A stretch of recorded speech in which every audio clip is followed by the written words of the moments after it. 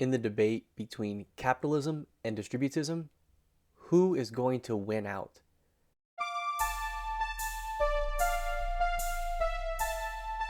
That's the discussion today. I will be talking to Michael Thomas, and you'll be listening, I guess, to Michael Thomas. I've already talked to Michael about distributism and about how it's a third option between the two extremes of capitalism and socialism. I guess not extremes, but at least what we think of as the two polar opposites of capitalism and socialism without with basically just gradations of those two systems. Michael offers distributism as a different potential system that I think was really interesting. I've not heard it explained well, and I gave him his props for this because I have rarely heard distributism explained in a way that doesn't sound like socialism.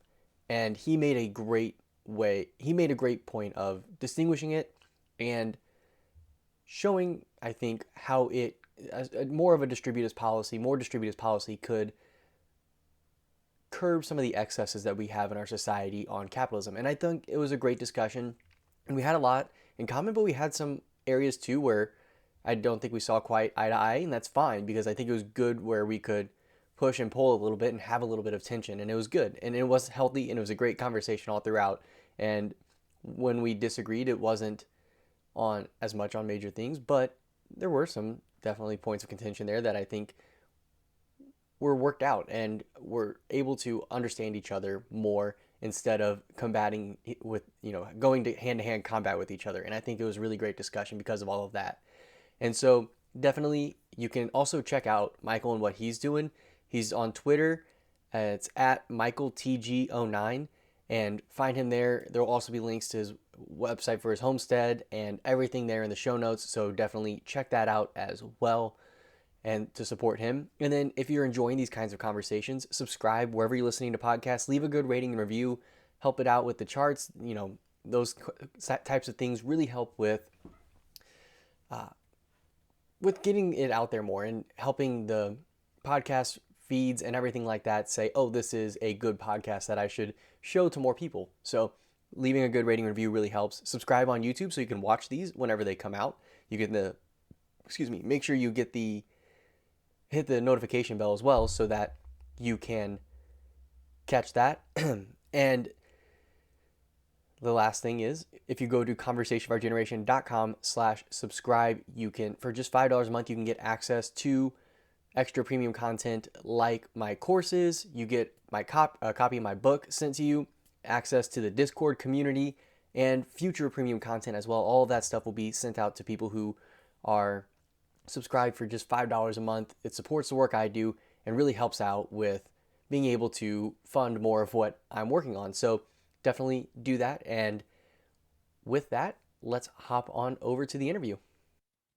Well, and today I am joined here on the Conversation of Our Generation by Michael Thomas of the Brickhouse Farm and Orchard. Hey, Michael, thanks for coming on the Conversation of Our Generation. Hey, how are you? I'm doing pretty well. How's well, I guess before we ask how everything's going at the homestead, I should probably have you introduce yourself and a little bit about what you do to give people a background for those who don't know you. Okay. So I'm a husband, a Catholic, father of four lovely children. I live in upstate New York on a 1799 built homestead. It's been kind of a mixed colonial farm for the entirety of its history. Had a brief phase as a commercial cattle farm. I, for the past 8 years, have followed a trajectory of homesteading with a focus on kind of human scale agriculture. I don't like the word self-sufficiency anymore that much because nobody's really self-sufficient, right? This is one miraculous communion that we're all part of. And so I don't like this idea of self-sufficiency as a word, so I steer away from that. But I think most people would see it as self-sufficiency, mm-hmm. Right? So yeah, that's pretty much the course of what I do in that process. I'm rediscovering the faith of my ancestors in Catholicism, and learning a lot about landscape and our relationship to it. and then traditions, and traditionally how landscape has been managed, and then from there, uh, thinking that's come before us about all kinds of things, from household economics to how to tend soil. And so, yeah, so that's who I am and that's what I do. I like that.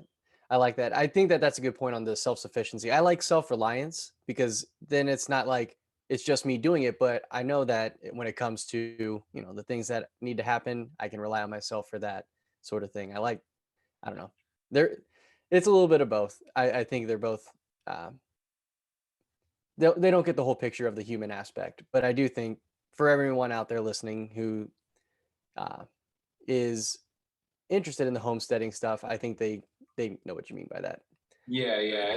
It's interesting because it's almost one of the things that when folks approach me and they start talking to me about homesteading, one of the things that always comes up is I'm like, one of the most powerful lessons I've learned in my 8 years of doing it is that we need one another. Mhm, That it's not possible to break away from modernity by yourself completely. mhm, It's you look at all the cases where folks do that. It does, sometimes ends very difficultly for those people, or in difficult ways, or it's just not. We're meant to be together. We're mhm, meant to be in communion and community with one another. mhm. And so this whole idea that so so that's why I steer away from it. Because one of the most powerful lessons I've learned is that we need one another to make this happen. So, Mhm. I think that's the one thing that's pulled me away from some of my libertarian leanings in many ways. I still have very big, mistrust of government and large, organizations, but I do find that the sort of atomized view of people that we have today just doesn't work. And you do have to view us as an individual, but also in relation with other people. And you have to look at both of those things and balance them.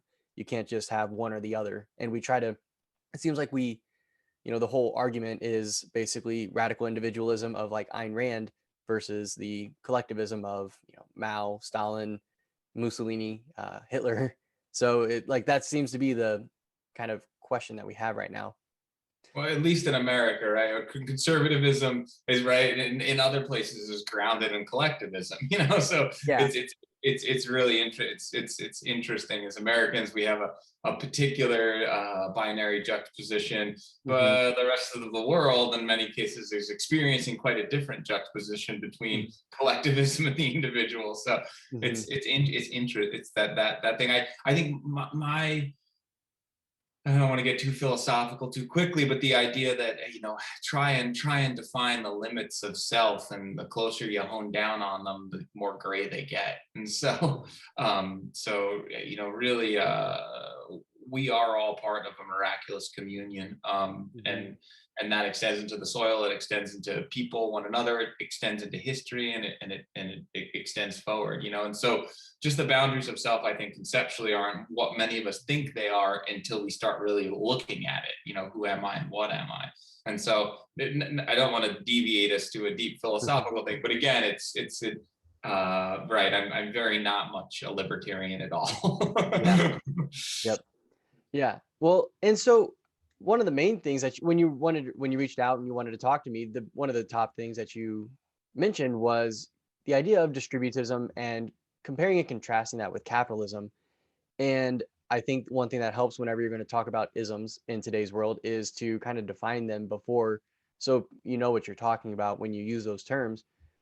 So, what would be, I guess, your definition for distributism and capitalism as a system, as we, for the purpose of this discussion, not necessarily what needs to go in the dictionary, but Yeah, yeah, no, that makes a lot of sense. I think it's a good place to start, and I want to just say thank you for having me on, and honing in on that question, because it's something particularly right now I'm passionate about talking about, because we do see such this, especially as Americans, this struggle, and between this binary politic, the emergence of kind of like a global socialism, and the intense American, individualistic, thing, and then we see these rubbing up against one another, and it's just like foreign to think that there's a third way. It's either, you know, uh, not even just a third way to think of our politic, but even a third way to conceive of property. And that's what distributism offers.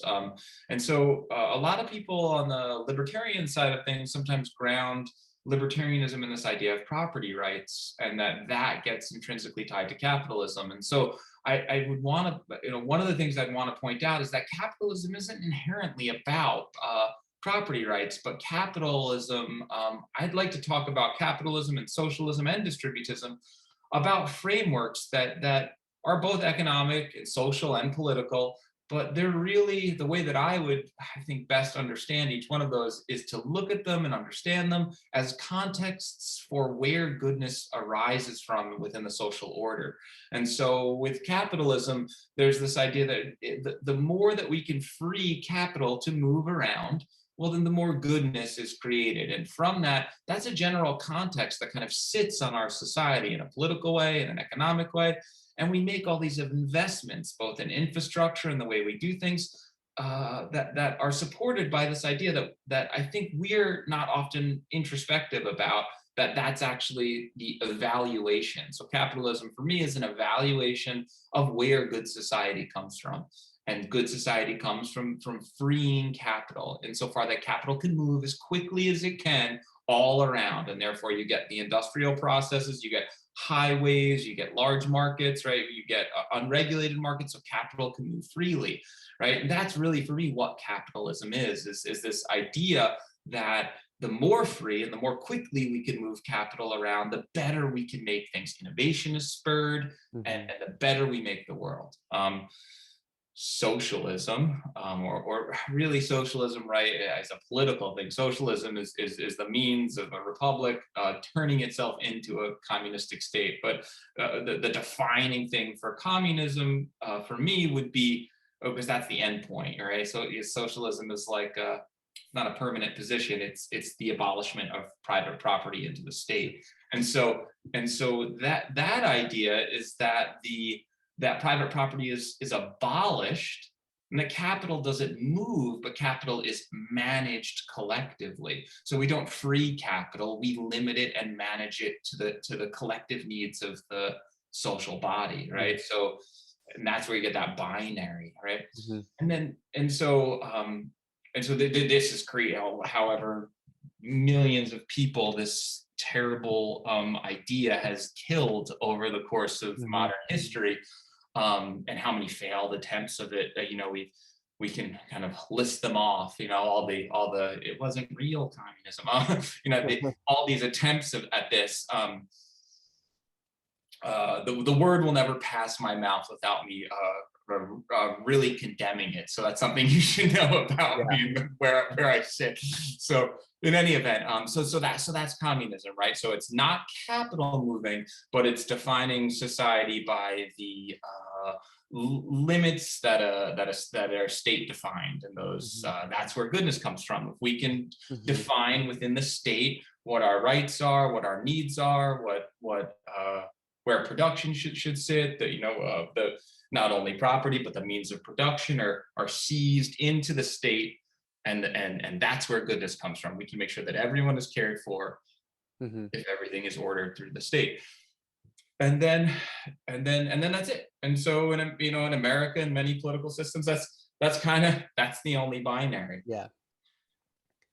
But for almost the majority of, no, I don't want to say the majority, but for a large part of human history, there was a kind of a latent third understanding, which was that private property held by the most hands creates goodness in society. But saying that that the most people owning the most amount of property and having the most means of production distributed across the widest amount of people is where the goodness in society can come from people's unrestricted access to what I would call first things. And I take that from Father Vincent McNabb, is the originator of that. But the idea that the most people having the most access to property and owning the most property distributed widely gives people access to the first things: water, food, shelter, fuel, clothing, the Hmm. first things, the very basic needs. And if we distribute property and the means of production to the most amount of people, then naturally people will provide themselves with those first things. We don't need the mediator of the state, and we don't need an abstract system like free-flowing capital to the miraculous invisible hand, that actually people will take care of themselves and take care of their neighbors if property is distributed the widest amount as it could possibly be. And so that is a context for another understanding of how a good society manifests. And that third way, that third option is distributism. That is what I'm roughly defining distributism. Hmm. So not the abolishment of property, not the usurpation of property by capital, but spreading out property as much as possible. Hmm. In capitalism, property comes second to the needs of capital, insofar as that a strong market or a condensing capitalist power can just seize and monopolize property. And hey, if that works to keep capital flowing as best as possible, well, hey, that works. That's the way it works. Hmm. And so we see that. So again, distributism is not capital flowing as fast as it can, and it's not the seizure of capital or property by the state or the abolishment of private property. It's distributing as much private property to as many people as possible. And when people hear this, I think often people say, "Oh, that just makes sense." Yeah, Yeah. that is what I want. I just didn't know there was a word for it. Hmm. So And so, I don't know if I fully agree with your definition on capitalism. I do think that that's how it's been embodied, you know, especially over the last 100 years or so. It has been, well, probably 150 years, but I would say that early America would be an example of a capitalist system where it wasn't as highly centralized and where you kind of did have a distributed, because we had an ever growing frontier, probably is part of why it was allowed, is that you could always just go out and claim property basically if you wanted to. And so there was that opportunity. And then as we settled in and we finally sort of had, we didn't have any more, we finally hit the Pacific Ocean, and then still found Hawaii and Alaska, I guess, too. But we, basically took over this entire part of the continent. There wasn't that sort of westward frontier to take the ideas of capitalism further, and we did end up building up instead of out more. And I think that too. I was recently reading a book on after the Civil War, and really a huge part of what Lincoln did in the and then the Republicans after that was centralizing the power, because the South was really a very distributed agrarian sort of system, whereas the North had spent, the reason why this, it wasn't really slavery that sparked the war, was the fact that the North was tariffing all these goods that they produced in their factories, but the South had to buy from England for cheaper and another European countries, and they were basically taxing the South to build a bunch of roads and canals in the North, and they felt like they were getting reamed, and they said, well, this isn't fair, we're not getting any of the benefits, we don't actually benefit from this taxation system, and we want to get out.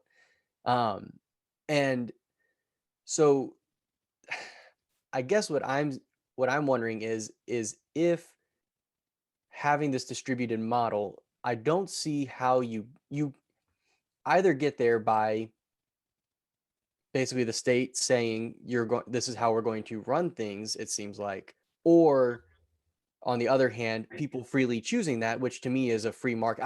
I don't like the term capitalism because I feel like it's tainted, but I do like the idea of free markets and people being able to choose because they know what's best for their lives more so than anyone central authority that's trying to hand it down to each person. There's just not enough ability for someone to know all of those different decisions that need to be made. I think I guess I'm curious how you get to that area, that point where you have a distributed system right. So without either of the other two systems in operating of So like. so that yeah, that's why I honed in on the idea of best contextualizing these things and how I do in my mind, as the assumption that we carry about where goodness comes from, Mhm. essentially, right? And so I don't think either of us at this point would argue. I know we don't know each other too well, but I'm gonna go off the cuff here. But probably you're not like a libertarian individualist anarchist that thinks that, like, that's nobody should infringe on anybody's rights. And like there's a degree of taxes and common good that we both suffer, or rise to. I would rather look at it like that. And so how do we orient those things? Right now, we orient those things with the latent belief that we're moved by moving as much resources or goods around, and freeing capital from the limitations of space, and geo limitations, by limitations of regulations, by limitations of whatever. But by freeing capital as much as possible, we create innovation. Capital condenses in the areas that need to serve people, and then it flows. Mm-hmm. And so by that, we don't necessarily question, like, why do I have a highway outside of my house? It's almost like it's a pre-ordered thought that's already happened. Of course we have a highway because we have to get from point A to point B faster, because we have to move things faster, because Mm-hmm. by moving things faster, we create more goodness and goods for all people. And so distributism would say, instead of moving goods around, moving raw materials around, moving capital around, that's not going to get us a good society. Mm-hmm. It's going to go back to very, very basic questions and say how a distributist investment would be making sure that every single person had the farm tools and the arable land to farm for themselves, and that was the priority rather than a highway system. Mm-hmm. Because first things first. Not that we move things around and hope that a market mediates our access to divine grace in the landscape, or not that we hope a state does it through communism, but rather that we give people access to first things. Mm-hmm. And that by doing that, by ordering our society in a way where people have access to first things, we create goodness. And that way, it's not the thing with communism, right? And why it manifests into such evil is that there has to be this triumph, political triumph, to abolish property, right? And capitalism always comes to the conflict that naturally capital condenses, capital concentrates naturally. It doesn't spread out, it concentrates. And then there has to be disruptors that unconcentrate that. Where do they come from? Do they come from markets? Do they come from governments, right? So capitalism is always kind of juggling with this idea. And so with distributism, what we're saying as a distributist is that on a policy level, I'm not trying to move towards the abolishment of or centralization of capital in a state. I'm not trying to free it. I'm trying to make policy choices that give people access to the means of production and property. And actually, we have examples of those types of policies right here in America. And you were just kind of going back into the history of America and saying, there were periods where we were, more where capitalism was working. And I would argue that Jeffersonian ideals are actually distributist in their nature. And I think it's what you were driving to, that those Jeffersonian agrarian ideals we were able to live them both in the agrarian traditionalist society of the South, and that we were able to live them in the frontier. We were able to get access to property, and so things worked. And so my kind of counterpoint to that would be, well, that's because it was distributist, because the first things were available to people, and therefore goodness came about and arose. And so, but even past that, we have home economics programs in public schools. So instead of investing in teaching people skills to apply to a market, at one point in American history, we said, why don't we teach people how to manage their households well? Yeah. And so investing in home economics, that's a distributist thing. That's distributist thinking. That's not capitalist thinking. That's teaching someone how to sew and fend for themselves so they can make their own clothes. That's a distributist, that would fall into distributist policy thinking. And so my push to say, let's think about where goodness comes from, is that we can make slow steps to a more distributist style society right now.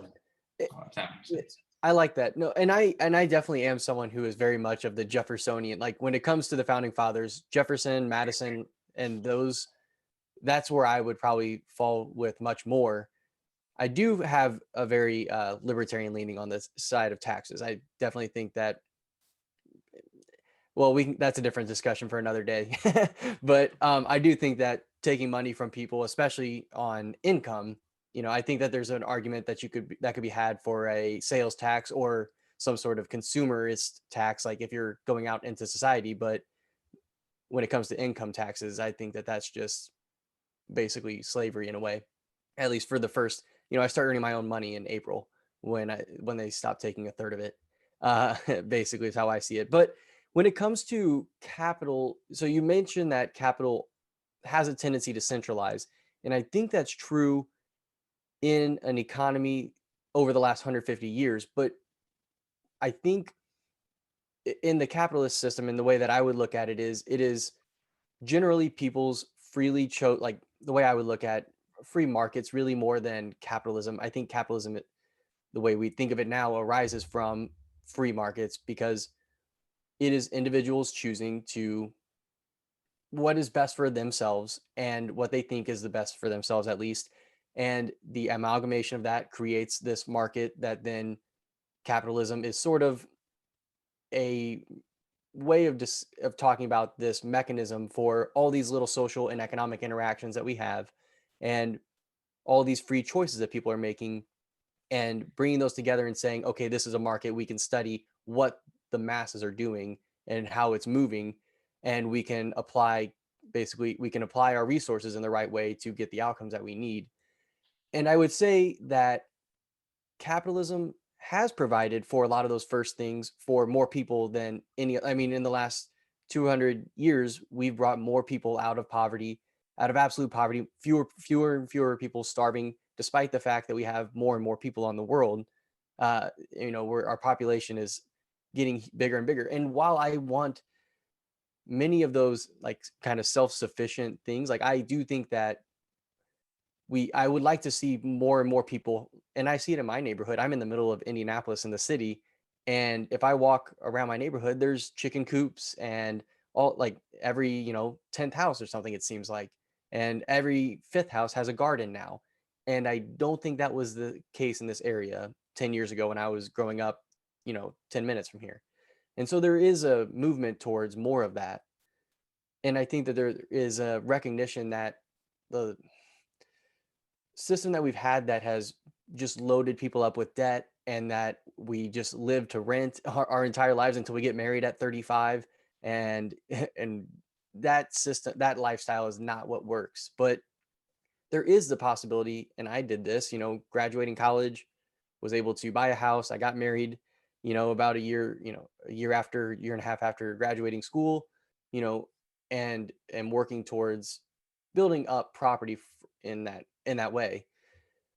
But I can do that in this system. But you can also, for the people who do want to rent and kind of live a more nomadic lifestyle, I guess, right? Moving from city to city, not putting down roots. I think that there is a necessity for allowing people to do that as well. Uh, this it seems to me like the distributist kind of precludes the wants of some people who may not want the slower lifestyle. Even though I do think it's better, I don't think that we're required to make people want that. I mean, even 2,000 years ago, there still were the city people. There still were the people who were not living in that agrarian lifestyle. And I think you do get a lot of benefit from having both the city and the country in a way. Like there is a lot of great things that come from being able to have 40,000 people working to get a vaccine, in several cities across big cities across the country. Like that helped us bring an end to a pandemic in a way. So I do think there are good things from that. And concentration of capital can be really good because if we don't have a big concentration of capital, then you can't have big pharmaceutical things that are solutions for the whole world, or some of those things that do take a lot of money, right? But I do agree that getting property in more people's hands is key, and I think that that's actually, anyone who's a true capitalist would agree with that, because that's going to be what gives people a stake in their society. It's is if I think so much of the problem that we have is it's the people who are renting and leasing or on welfare against the people who actually own their wealth. And that's what it seems to me is pitted against each other in our society. So I do agree that that is a good, and I'm not challenging you because I want to be hostile to your viewpoint. I just, I think that I find myself wanting the outcomes of distributism, but I see that I think that a free market and trying to change people's desires and saying and kind of marketing this lifestyle like you've kind of been successful at, and I heard a lot of other homesteaders, it seems very attractive to people my age and even a little older than me. So I think there's a want for it. If we can just get people to want it freely and choose that, then I think you can kind of have the best of both worlds in a way. And maybe that's a pipe dream. I might be wrong, but Well, again, just I think there's a bit I hear like across the streams a little bit in listening with the idea of like the agency with which to uh, build the world that we want to live in, our collective social bonds between one another, embodied in the state or taxes or other things. How those agencies work on us and what is just in those agencies, and that is a discussion. And then there is the discussion of whatever that agency ends up being, be it a government, be it a polis, be it a king, be it a clan father, whatever the agency that orders that society, what policy do they enact, right? So a distributist policy could be a monarchy could uh, use distributist policy orientation with the subjects of the crown, as well as a government. And so it's a question of, again, I just kind of drag ourselves away from the question of what the agency is, because that involves a whole lot of other questions, and just concern ourselves with and I think that confuses people with distributism. And I think it comes from the binary of communism saying we must triumph and destroy and usurp private property. That's the only way that the just society will emerge. I don't think distributist policy is doing that. I think distributism is a way in which to orient ourselves. It would be to say that when you walk down the street, you would say city coding in my city, which allows people to have chicken coops and front yard gardens, is good. yeah. And there's a reason and a word for that.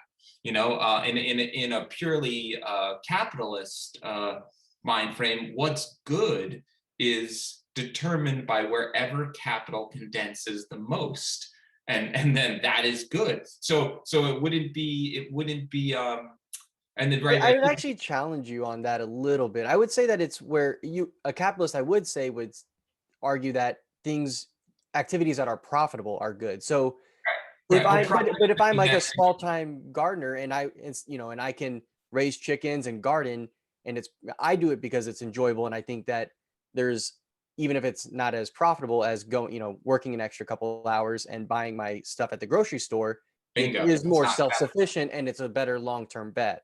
So I do sacrifice profit in that. Yeah.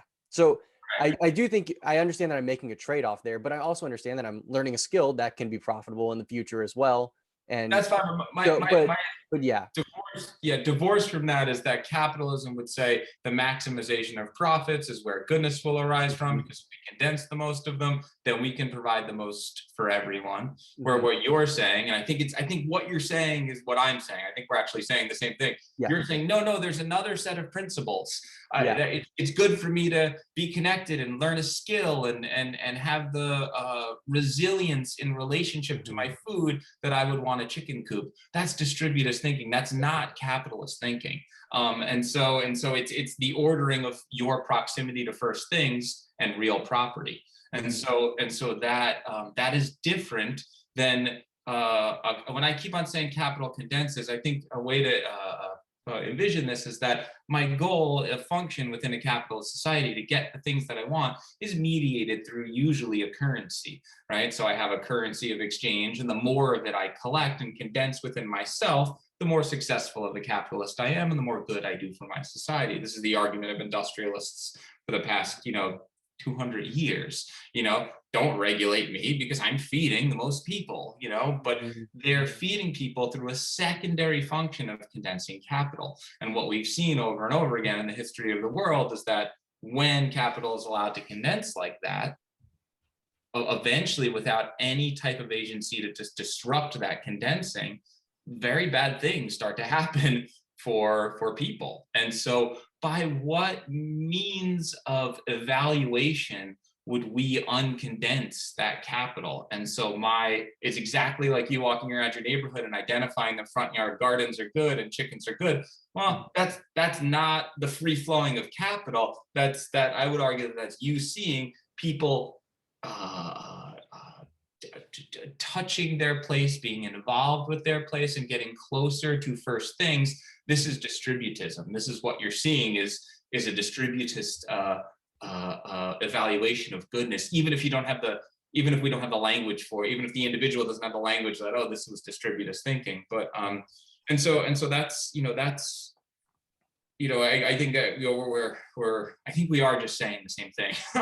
Yeah, I Yeah. think we are saying it in a very I think we're saying something very similar. I think that for me, when I think of capitalism, I don't think of it in this sort of excessive way. I think that to me, capitalism is free markets and people choosing freely with their whatever they can, whatever information they have at hand to provide the best for themselves and for their families.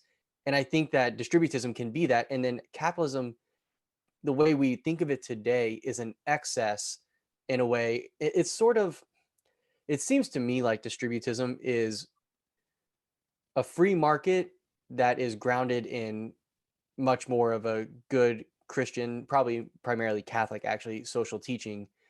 And capitalism, the way we conceive of it today, is very much a free market that is atheistic in a way.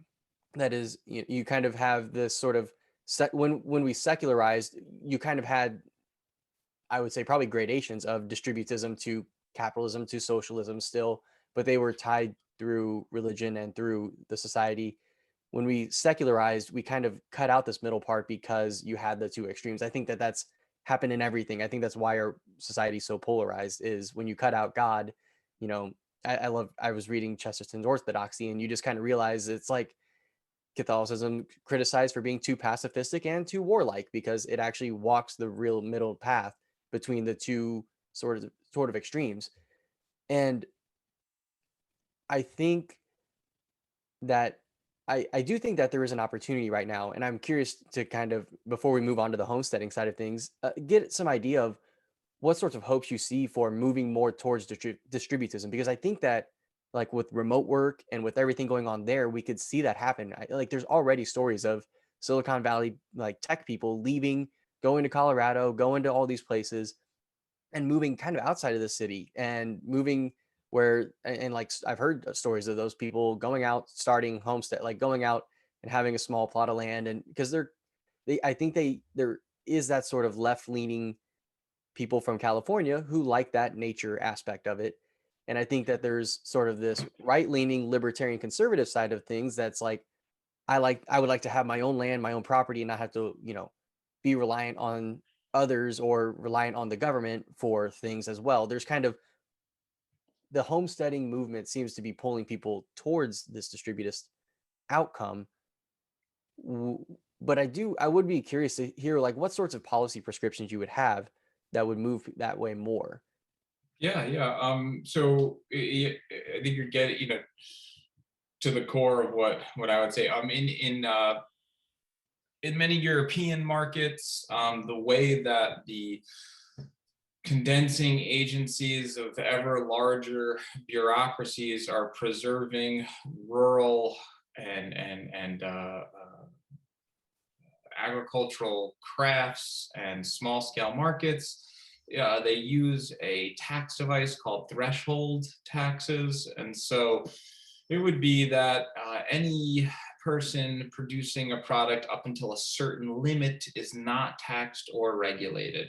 Therefore, they're allowed to say, I'm allowed to, I don't know, I'm not involved in the various industries to know enough, Yeah. but I know for me as a cider maker, I would love to be able to produce 1,000 gallons of cider a year without any regulation, right? I'm only Yeah. affecting a small group of people, and therefore I can form kind of colloquial associations in my area, and those things, these small kind of crafts that are grounded in place, can kind of flourish freely, giving me the means to access the market, and bring my craft to a market. Right now, any producer across any industry, usually in America at least, is not encountered by a threshold, is not encountered with a threshold system, but they're encountered with just a baseline that many producers have to meet exactly the same regulations that giant, Yeah. enormous industrial producers need to meet. There's no difference in whether I make a thousand gajillion widgets or I make 10. I have to meet the same exact regulations. And so that just creates a massively uneven playing field that benefits condensed capital. And so what I would want to see is regulations that, I don't want to see policy tools that further regulate, but policy tools that loosen, but loosen at the right parts. And so threshold taxes, I believe, would be one form. Threshold, both taxes and regulations for agricultural products, would allow people to build resilient, interdependent networks of exchange within localities, grounding people to place and then drawing their economic activity closer to first things. So that Hmm. would be something that I would say would be a distributist oriented policy, because it would result in more people having the means of production and access to property by creating small scale revenue. And so you're empowering more people to have access to more means of production and property. The second one would be programs that cultivate and keep alive craft skills. In a purely capitalist society, right, we would just innovation, and condensing capital around innovation would create the benefit of all. So, hey, if it doesn't work economically, well, that's an indication that we can get rid of it. Hmm. And so there's no economic motivator in a lot of cases to preserve an art like timber framing or an art like other things. They don't become Yeah. economically salvable. Hmm. Complicated winemaking or cheese making or other crafts, stone masonry, Knife making. Yeah. all of these things. And so in first things are not only to be thought of about like in a purely material way where I need access to like clean water and food and the divine order that God intended in providing us this beautiful earth, right? I don't just need access to those material things. In order to know how to use those material things, I also need access to traditions and craft traditions and skills. And so distributist policy would be one that cultivates and puts, in the same way that we've agreed about to have a highway, I agree that cutting hay by hand shouldn't be extinguished from the knowledge, from the living knowledge of our society. There is not an economic benefit for it. That is not why we're doing it. We are doing it so people can remain close to first things, that an individual and a community are able to produce for themselves first things from the land and the property around them. And so orienting ourselves thinking like that, kind of we can just me and you could probably sit here and come up with like five more of how do we fund and think about policy that eliminates poverty by bringing people in closer access to first things. Right now, the way we can just look at our current national debate, right? People are eliminating poverty by providing a wage. Well, we're going to give you a UBI, they call it. We're going to give you Hmm. UBI, and that's by giving you money, you can go and but that money is a secondary means with which to access those first things. And so making investments in those very, very first things themselves, a well pump on every farm that operates by hand, funded by the government, that Yeah. would be distributist oriented policy. We can all pump our water now, no matter what happens. The grid could shut down. We brought everybody to closer proximity to first things. That would eliminate poverty. And so that this is these types of thinking. I could just like rattle off a mule and a plow for every single person, and courses to train people to do that, how gardening courses, put on ag agents that preserve agricultural and artistic skills and craft skills. Seems like removing licensing would be a huge thing as well. I mean, for now, I'd like my doctor to have maybe some sort of accreditation, and my lawyer as well. I'd like some sort of maybe accreditation there, but I don't think I need it for the person that cuts my hair or the waitress, that brings me a beer. I don't think it really takes some crazy licensing to be able to go grab a beer if you're going to bring it to a table at a restaurant. You know, Right. I think those sorts of things to me seem like a much better way. That it seems to me like a lot of the complaints against capitalism too are is really a is not as much of a is not as much capitalism doing it as it is greedy people who are working in a capitalistic system who are trying to shut other people out from being able to compete uh, for the capital. Well, my argument there would be that there's nothing within the capitalist mindset and evaluation of where goodness comes from that precludes greed as being an agency to create common good.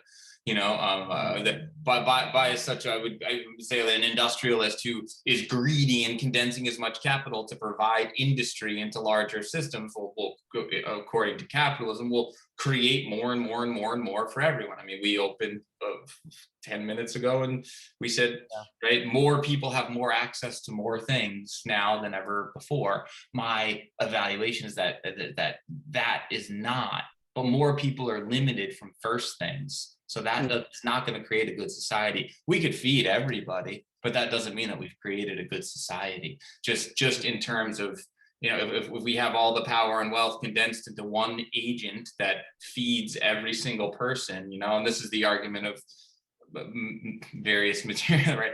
That capitalism eventually just morphs into one state communism, and we're somewhat living through it right now. And so this argument of how do we make an evaluation of where goodness comes from that we can base policy on that changes that dynamic. And so again, there is distributism, just as there's like points that when we're talking, and distributism it does essentially come from a Catholic understanding of things. It comes from Catholic social theory. Pope Pius XIII and his encyclical is where Chesterton and Belloc and all these Father McNabb and all these other people, but it grew from Catholic social teaching, which one of the aspects of Catholic social teaching is that people have a right to take part in the earth that God's provided for us. And so we can say, right, we could say that everyone can get their needs met by condensing capital and some industrialist who could feed us all, soy burgers that, they make in some centralized factory. Or we can have an agency in society which makes sure that everybody knows how to grow their own food. I like the latter better. Yeah. Well, I know we're kind of coming up on time here, so maybe I'll have to have you back on to talk about the homesteading, and we can talk through some of those skills a little bit that people do need if we're going to work towards that. But do you want to give a little bit of an update on what you're doing and maybe how people can learn more about what you have going on at the farm, Yeah. and maybe some opportunities for people to support what you're doing at the farm as well? Yeah. I mean, this conversation is just so broad, but it does, and there's so much to talk about. We didn't even get into the idea of, technological mediation of how technology can estrange us from first things. That we need these massive technological systems and we have to access them to then render us the first things instead of Mhm. just developing technologies amongst ourselves, so that we have access to as individuals, where we can access first things by our own means. Mhm. And so that's what I'm doing on my farm. Is that my farm is a human scale farm.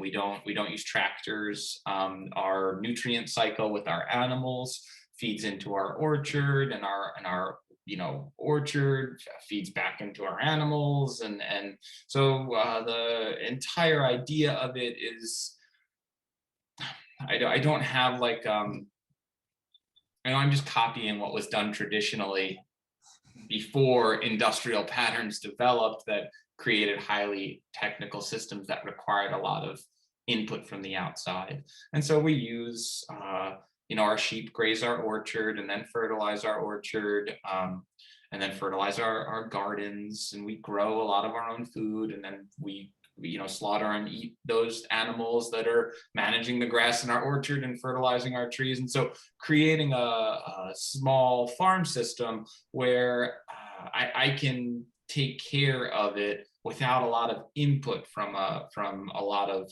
massive technological structures of modernity. So I Mm. scythe all the hay for the sheep, or at least I try to scythe all the hay for the sheep. Everything is done at human scale and with human hands, and so that's what we're doing on our farm. We've been at it for about 8 years. And it's not a something like this is not, we opened before when we were talking, I think before the tape started rolling, about, or maybe this was while the tape was rolling, but I don't like the idea of self-sufficiency, Yeah. because we all need one another. And so our farm is at a point now where we've been doing this for 8 years, and we want to connect with other people who this idea of human scale agriculture and a return to agricultural traditions is something that excites them, and they want to learn more about. And we want to connect with those people and help them achieve those things, because we have something to share in that department at this point. We've been doing it for a long time, and it ties very, our work on our farm. You can see how after our half an hour, 45 minutes of distributist talk, you can see how Catholic social theory concepts like subsidiarity and distributism and other things, how they work well with the idea of a homestead, and particularly a human scale Mhm. homestead. And so, yeah, I'm happy to come back on at some point and talk more in depth, and maybe even we do Yeah, like a daytime thing, and I'll walk you around and show you stuff. that'd be awesome. So yeah, that sounds great. That'd be great. I'd love to have it. And then for anyone who's looking for you, where can they find you? Like Twitter, Yeah, website, you things can like find me that. on Twitter, Michael Thomas of Sharon. Is one place to find me. You can find me. We have a website, Brick House. House Homestead, I believe, .com. Getting better at this. Where you'll be able to connect eventually. That's where we built a small little cabin, and that's in that little cabin is where we'll be inviting people for stays. And the idea is to tailor people's stays so they can learn the homesteading skills and the kind of human scale agricultural or traditional skills that they're interested in. Like, do you want to learn how to butcher a sheep? Do you want to learn how to make cider? Do you want to learn how to garden? Do you want to learn how to scythe an orchard? So we put together a kind of plan. Do you want me to look over a plan for your homestead and Mhm. say, hey, maybe have you thought about doing this? That's the kind of ideas that, what the idea of it is. So tailored retreats around human scale traditional agricultural skills is what the cabin is. The cabin is also going to serve as a retreat space for seminarians. And Oh, so we'll cool. be doing that as just like a service thing with the cabin as well. So That's awesome. yeah, those are the two ideas. So if that excites anybody who's listening, find me on Twitter, DM me, and we can talk more. That's great. Well, thanks for coming on. I really appreciate it. It was definitely, you articulated distributism, I think, a lot better than I had heard it previously. So I appreciate that. Yeah, thank you. I want to end maybe with saying that I am not an academic, and I just get Mhm. things from reading by myself next to my wood stove, and Mhm. I'm standing on the shoulders of people who have thought about these things much more in depth, and much better than I have. And so I just encourage anybody who's interested in these topics to go read Pius the 13th, go read Chesterton, go read Belliot, go read Father McNabb. There's lots of distributist thinking out there. Some magazines that I would suggest, there's what's the Front Porch Republic has a great page on distributism, especially as an American perspective. I've learned quite a bit from those writers. So there's academics and historians who are much more versed in this stuff than I am. I'm just a clumsy farmer, but I think I get it enough to like it. Yep, totally. Well, it's awesome. And all those links will be in the show notes, so definitely check those out. And thanks for coming on today, Michael. I really appreciate it. Yeah, thank you. God bless. God bless. I don't know about you, but I really enjoyed that discussion. I learned a lot personally, and I hope you did as well. And hopefully it gave you something more to think about as a possible and legitimate third option that I think is much more viable than I thought before going into this conversation. And also much more distinguished from a free market that just is agrarian as well, with a focus on, I guess, the common good and what the good is. I think that was an important distinction of what each system and socioeconomic system that you have there between capitalism, socialism, and distributism.